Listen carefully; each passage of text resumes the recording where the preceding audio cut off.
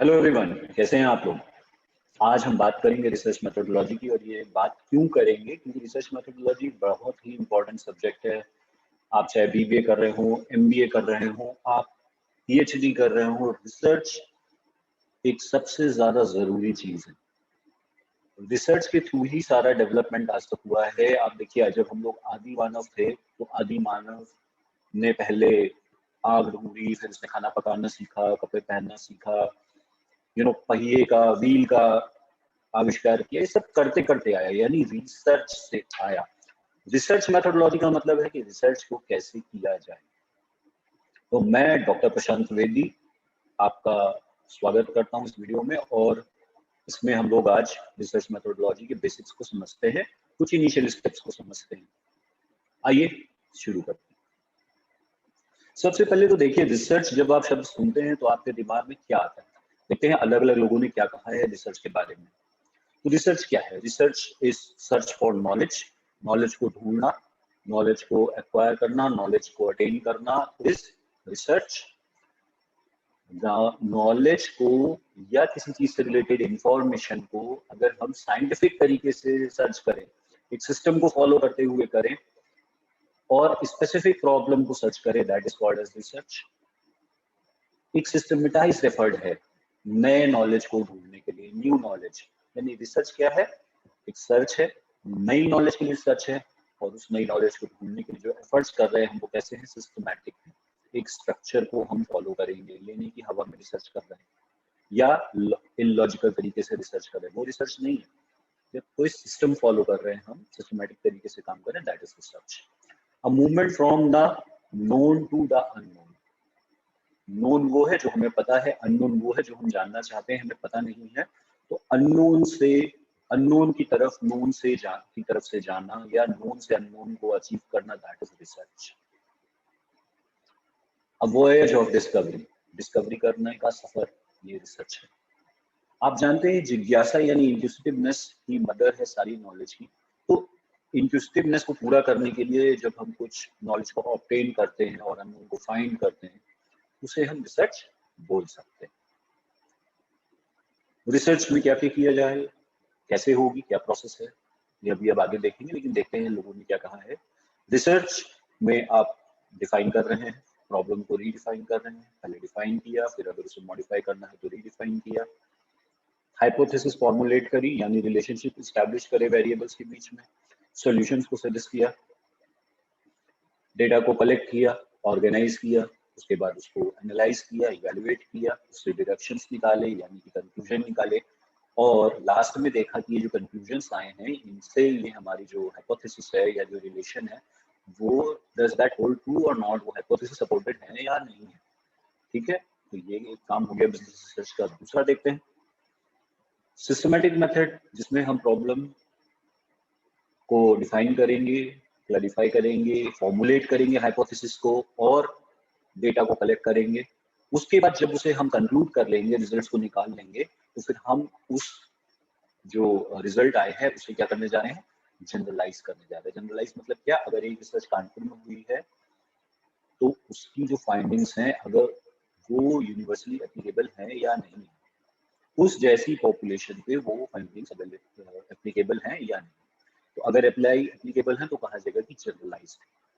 तो थ्योरेटिक अगर जनरलाइज है तो फिर वो थ्योरी बन जाएगी। तो इस तरह से रिसर्च हम करते हैं। रिसर्च की डेफिनेशन देख लेते हैं। Research is the systematic and objective identification, collection, analysis, dissemination and use of information for the purpose of improving decision making related to the identification and solution of problems and opportunity। तो सबसे पहले तो याद रखना है कि research कैसा है? सिस्टमैटिक है। दूसरा ऑब्जेक्टिव है। क्या है सिस्टमैटिक और ऑब्जेक्टिव एफर्ट? क्या है? We are identifying the problem, we are collecting the data, we are analyzing the data, we are disseminating the information and we are using that information, right, for decision making and finding solution to the problems and you know taking advantage of some opportunities which are being made available by these findings or research. Now there could be different types of research. There could be the objectives which may vary. ना अगर हमारा objective है कि हमें सिर्फ knowledge चाहिए या हम ये देखना चाहते हैं, किसी फिनोमेना के बारे में जानना चाहते हैं सिर्फ नॉलेज के लिए, हमारे पास कोई ऐसा नहीं कि तुरंत तुरंत कोई प्रॉब्लम है, तो just to gain an insight और just to gain knowledge about it, we are conducting a research that is called as exploratory research or formulative research. तो इसमें हम क्या कर रहे हैं, अब सपोज करिए कोई बंदा है, उसने यूं ही महात्मा बुद्ध के बारे में बस जानने के लिए पढ़ लिया, ठीक है, नॉलेज के लिए, तो एक्सप्लोरेटरी रिसर्च है। अगर उसने सपोज करिए हिस्ट्री का स्टूडेंट है और बुद्धिज्म पे स्टडी कर रहा था और बुद्धिज्म पे उसको कोई पेपर लिखना था, उसके लिए रिसर्च कर रहा, तो फिर क्या हो गया, वो अप्लाइड हो गई, वो फिर एक्सप्लोरेटरी रिसर्च नहीं। Exploratory research में हम just for the sake of our knowledge, this is the purest form of research, and just for the sake of knowledge we are doing this research.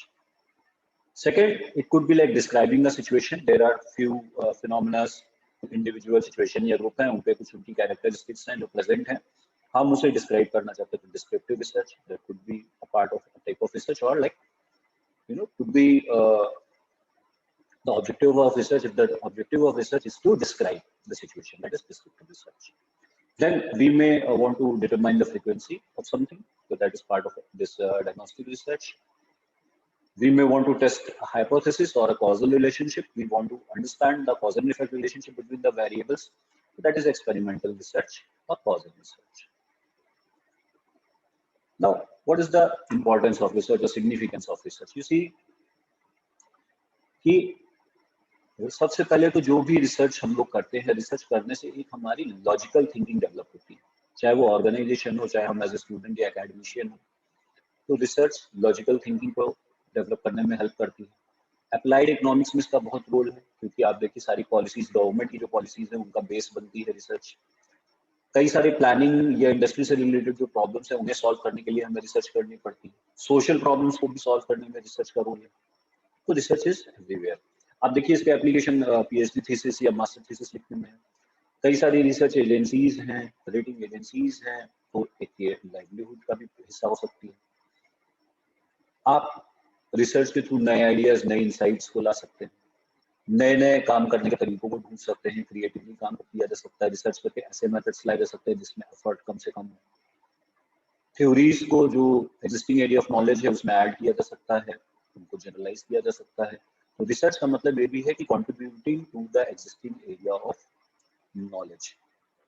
अब देखते हैं कि आखिर इसके अलग अलग स्टेप्स क्या हैं। तो सबसे पहले मैं आपको इसे बता देता हूँ, फिर एक फ्लो चार्ट दिखा दूंगा, आपको एकदम क्लियर हो जाए। तो पहला काम तो ये है, सबसे इंपॉर्टेंट है defining the problem. Defining the problem का मतलब क्या हुआ कि अपनी प्रॉब्लम को बहुत तरीके से, बहुत अच्छे तरीके से accurately you have to define it. देखिए मैं आपको एक क्वेश्चन पूछता हूँ, अगर आप डॉक्टर के पास गए हैं, कुछ आपको थोड़ी बहुत प्रॉब्लम है और आपने उससे कहा डॉक्टर साहब मेरी तबीयत खराब है, मुझे दवा दे दीजिए, तो वो क्या दवा देगा आपको, कौन सी दवा देगा, राइट? तो वो आपसे जानने की कोशिश करेंगे ना कि आपकी क्या तबीयत खराब है, तो आपको बताना पड़ेगा कि मुझे 2 दिन से बुखार आ रहा था, बुखार आने के पहले मैं बारिश में भीग गया था इसलिए मुझे बुखार आने लगा, फिर इसके लिए मुझे उसके कारण सिर दर्द भी होने लगा, और मुझे जो जो प्रॉब्लम्स है वो आप अच्छे से डिफाइन करोगे। तो अब एक बार अगर प्रॉब्लम क्लियर हो गई उसके माइंड में, तो फिर आपका इलाज अच्छे से हो जाएगा। और अगर आप अपनी प्रॉब्लम नहीं बता पाए या प्रॉब्लम क्लियर नहीं हुई, फिर सोल्यूशन मिलना भी मुश्किल है। हो सकता है आपके पेट में दर्द हो रहा हो, वो आपको सिर के दर्द का इलाज कर दे। Anyways, jokes apart, so defining the problem is very necessary and it is very important.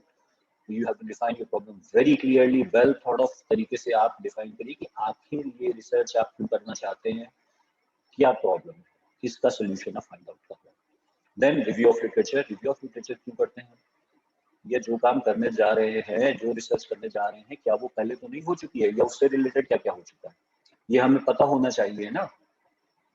Suppose करिए आपने किसी को हेल्प ऑफर करी, अपने घर में गए, आपने कहा कि भाई ऐसा है आज जो है ना चाय मैं बना दूंगा, तो आपके घर में बताया कि भाई चाय तो ऑलरेडी बन चुकी है, तुम कुछ और बनाओ, ठीक है ना। तो आप रिव्यू ऑफ लिटरेचर अगर आप कर लेते हैं, आपको पहले से पता होता है कि क्या हो चुका है और कितना बाकी है, तो आपके लिए आसान हो जाता है आपका, आप वैसे ही रिसर्च करने चले और यही नहीं पता कि कितनी रिसर्च हो चुकी है। हो सकता है आप उस चीज पे रिसर्च कर ले जो ऑलरेडी हो चुकी है, कई बार पहले उसको किया जा चुका है, तो क्या फायदा। तो क्या कुछ नया हो रहा है, नहीं, तो नया करने के लिए रिव्यू ऑफ लिटरेचर करेंगे। रिव्यू ऑफ लिटरेचर से हमें ये पता चलेगा कि आखिर इस क्या है एग्जिस्टिंग, कितना काम हो चुका है, जिस एरिया पे हम रिसर्च करना चाहते हैं उस पर प्रीवियसली क्या क्या काम हुआ है, कितनी रिसर्च हो रखी है, उसके बाद क्या गैप है, उस गैप को फिल करने की हम कोशिश करेंगे।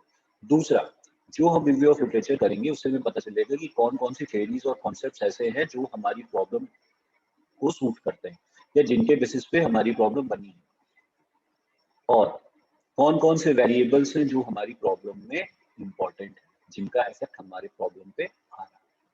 तो उन वेरिएबल्स का आइडेंटिफिकेशन, उनके बीच के रिलेशन को जानना, गैप का आइडेंटिफिकेशन, ये सब हम लिटरेचर रिव्यू के थ्रू करते हैं। रिव्यू लिटरेचर बहुत जरूरी। फिर एक बार वेरिएबल्स मिल गए तो उनके बीच का रिलेशनशिप एस्टैब्लिश कर लिया, हाइपोथेसिस बन गई। हाइपोथेसिस क्या है? हाइपोथेसिस एक स्टेटमेंट है जो बताता है कि इंडिपेंडेंट वेरिएबल और डिपेंडेंट वेरिएबल के बीच में कुछ रिलेशनशिप है या नहीं है।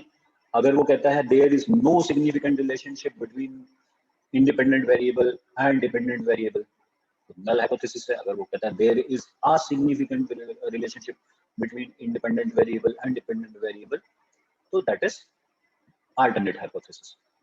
सपोज करिए आप एक पार्टी में गए और आपने वहां पे 2-3 आइसक्रीम्स खा ली। अब अगले दिन आपका तबीयत खराब हो गई, आपको खांसी आ रही है, छींके आ रही है। आपके घर में सब लोगों ने कहना शुरू कर दिया कि तुमने आइसक्रीम खाई थी ना, इसलिए तुमको ये छींके आ रही है, तो जुकाम जो हुआ है ये उस आइसक्रीम के कारण हुआ। और आप क्या करो? आप कह रहे हो नहीं नहीं, जुकाम तो हमको ऐसे ही हो गया, अगर नहीं भी खाते आइसक्रीम तो भी हो जाता, तो आइसक्रीम का जुकाम से कोई लेना देना नहीं। तो अगर नल हाइपोथेसिस क्या है कि आइसक्रीम खाने के कारण आपको जुकाम नहीं हुआ है, जुकाम हुआ है वो ठीक है, लेकिन आइसक्रीम के कारण नहीं हुआ। तो null hypothesis there is no relationship between ice cream and cold, that is null hypothesis. लेकिन पेरेंट्स क्या कह रहे हैं कि नहीं, आइसक्रीम खाने के कारण ही हुआ है, आइसक्रीम तुम नहीं खाते तो नहीं होता। तो अल्टरनेट हाइपोथेसिस क्या हो गई? That there is a significant relationship between ice cream and cold. ठीक है ना? तो वैसे ही एडवर्टाइज करा, सेल्स बढ़ गई, या सेल्स बढ़ी क्या एडवर्टाइज के कारण बढ़ी? तो if there is like there is a significant relationship between advertising and sales, ये अल्टरनेट हाइपोथेसिस है। There is no significant relationship, ये नल हाइपोथेसिस है। ठीक है, तो ये करने से ऐसा होता है अल्टरनेट हाइपोथेसिस, ये करने से कुछ इसके कारण नहीं हुआ है, नल हाइपोथेसिस। नल मतलब कुछ नहीं, जीरो। तो there is zero effect, effect is zero, null hypothesis, effect is there, alternate hypothesis. बाकी मैं अगले वीडियोस में आपको बताऊंगा, समझा दूंगा। खैर, उसके बाद की स्टेज जो है, एक बार हाइपोथेसिस बन गई तो फिर है रिसर्च डिजाइन। रिसर्च डिजाइन क्या है? अरे रिसर्च डिजाइन का मतलब है ब्लूप्रिंट, प्लान, कि आखिर रिसर्च कैसे करने वाले। सैम्पलिंग डिजाइन इसी में आ जाता है। तो आपकी पॉपुलेशन क्या है, आपका सैंपल क्या है, कितने सैंपल आप कलेक्ट करने वाले हो, कैसे कलेक्ट करने वाले हो, उसको कैसे एनालाइज करोगे, डेटा को कैसे प्रेजेंट करोगे, ये सारी चीजों का आप पहले प्लान बनाओगे। रिसर्च करने से पहले एक प्लानिंग जरूरी है। जैसे घर बनाने से पहले एक मैप जरूरी है ना, जो आर्किटेक्ट बना के देता है, या कपड़े सिलवाने से पहले मेजरमेंट जरूरी है, वैसे ही रिसर्च करने से पहले रिसर्च डिजाइन जरूरी है। तो research design is like a blueprint which is going to help you, right? You will follow this blueprint while conducting your research. Now data collection according to the research design। अब आप data collect करोगे, data collect हो जाएगा, फिर उसको आप analyse करोगे, फिर कुछ जो रिजल्ट्स आएंगे उनको आप रिपोर्ट ही करोगे, उसको इंटरप्रेट करोगे, right? So that is research, research process actually. इस फ्लो चार्ट में आप देख सकते हो, पहले क्या किया, डिफाइनिंग द रिसर्च प्रॉब्लम, फिर लिटरेचर रिव्यू, जैसे मैंने आपको पहले बताया कि क्या क्या कॉन्सेप्ट और थ्योरीज ऑलरेडी अवेलेबल हैं, और प्रीवियस रिसर्च की क्या फाइंडिंग्स हैं उनको स्टडी करने के बाद फिर हमने हाइपोथेसिस बना ली। हाइपोथेसिस बन गई, रिसर्च डिजाइन फाइनलाइज कर ली, फिर डेटा कलेक्ट किया, उसको एनालाइज किया, और 7th स्टेप में हमने उसका रिपोर्ट किया। This is whole research process. आप पॉज करके भी देख सकते हो। अच्छा, एक अच्छी रिसर्च, कोई रिसर्च आप करी गई वो अच्छी है, ये कैसे पता चलेगा? सही है, बढ़िया है, कैसे पता चलेगा? तो सबसे पहले कितना सिस्टमैटिक थी, दूसरा कितना लॉजिकल तरीके से करी गई, तीसरा क्वांटिटेटिवली या मैथमेटिकल क्या कुछ हमने किया है, ऑब्जेक्टिव है कि नहीं। तो सबसे इंपॉर्टेंट बात ये रेप्लिकेबल है कि नहीं। रेप्लिकेबल मतलब क्या है कि अगर मैंने रिसर्च करी, उसी सेट ऑफ रिस्पोंडेंट पे आप रिसर्च करो या कोई और रिसर्च करे, तो क्या रिजल्ट्स वही आएंगे? यानी बायसनेस तो नहीं। तो कितनी बार उसको हम रिपीट करें, रिपीट करने पे वही रिजल्ट्स आए। तो replicability is an important criteria for a good research. अच्छा, गुड रिसर्च की बात हो गई। अब क्या होता है इंडिया के अंदर, आप जानते हो कि रिसर्च उतना तेजी से नहीं बढ़ रहा। क्यों नहीं बढ़ रहा? देखते हैं क्या प्रॉब्लम्स है। सबसे बड़ी बात तो ये कि कोई साइंटिफिक ट्रेनिंग नहीं है, रिसर्च मेथोडोलॉजी की ट्रेनिंग नहीं लोगों के पास है, उनको पता नहीं रिसर्च करनी कैसे, तो इसलिए भी गड़बड़ होता है।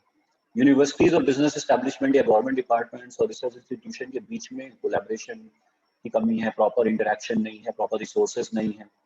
बिजनेस यूनिट्स जो है प्राइवेट, वो रिसर्चर्स पे भरोसा नहीं कर रही हैं। रिसर्च स्टडीज वही पुरानी बाबा आदम के जमाने की रिसर्चेज हैं, वही बार बार रेप्लिकेट हो रही हैं, तो कुछ नया निकल के नहीं आ रहा। तो इन चीजों ये प्रॉब्लम्स हैं। इसके अलावा एथिकल इश्यूज हैं बहुत सारे, चाहे वो डेटा कलेक्शन इन्वेस्टिगेटर के एंड पे हो या रिस्पोंडेंट के एंड पे हो। डेटा कलेक्शन सही से नहीं होता है, सही टारगेटेड ऑडियंस को अप्रोच नहीं किया जाता है सही मेथड से, नहीं तो कहीं पे भी प्रॉब्लम हो सकती है।